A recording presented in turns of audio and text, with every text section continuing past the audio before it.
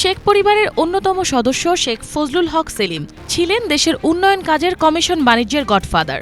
শেখ হাসিনার ফুফাতো ভাই, সাবেক স্বাস্থ্যমন্ত্রী এবং গোপালগঞ্জ ২ আসনের সাবেক সংসদ সদস্য হওয়ার সুবাদে ক্ষমতার অপব্যবহার করে নিয়মিত ভাগ বসাতেন দেশের উন্নয়ন কাজের অর্থে। ২০০৮ সালে আওয়ামী লীগ সরকার গঠনের পর শেখ সেলিমের মন্ত্রিত্ব না থাকলেও ক্ষমতার প্রভাব কমেনি এতটুকুও। সেই দিন যদি মৌলানা ভাসানী ইলেকশন করত তাহলে সে কয়েকটা সিট পাওয়ার সম্ভাবনা ছিল। সম্প্রতি ১৩০০ কোটি টাকার ঠিকাদারি কাজ ভাগবাটোয়ারার মাধ্যমে লুটপাটের অভিযোগ উঠেছে শেখ সেলিমের বিরুদ্ধে। তার বিরুদ্ধে ঠিকাদারি কাজে ১৫% করে কমিশন নেয়ার খোঁজে নেমেছে দুর্নীতি দমন কমিশন। দুদকের অভিযোগে বলা হচ্ছে, শেখ মুজিবের ভাগ্নে পরিচয়ে স্বাস্থ্য, স্থানীয় সরকার, সড়ক পরিবহন, বিভিন্ন মন্ত্রণালয়ের ঠিকাদারি কাজের বড় অংশ ছিল তার নিয়ন্ত্রণে।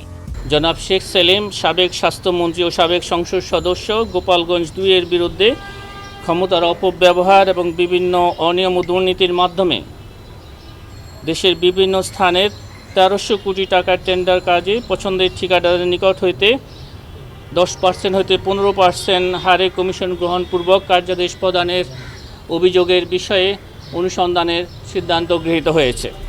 গেল ১৫ বছরে উন্নয়ন কাজে নিয়মিত কমিশন বাণিজ্য করে গেছেন শেখ সেলিম। দেশের রাজনীতির পট পরিবর্তনের পর থেকে আত্মগোপনে আছেন তিনি। বচনে পটু আর ক্ষমতার বড়াই করা যেন শেখ সেলিমের নিয়মিত চর্চা ছিল। নানান রাজনৈতিক বক্তব্যের কারণে বিভিন্ন সময় গণমাধ্যমের শিরোনামেও থাকতেন তিনি। বিএনপি নেতারা এখনো পাকিস্তানের সেই প্রেম ভুটতে পারে না, এখানে বসে আছে, পাকিস্তানে চলে যায়, এখানে থাকিস না। শুধু রাজনৈতিক অঙ্গনেই নয়, বিনোদন জগতের নায়িকাদের সঙ্গে ছিল তার বেশ সখ্যতা।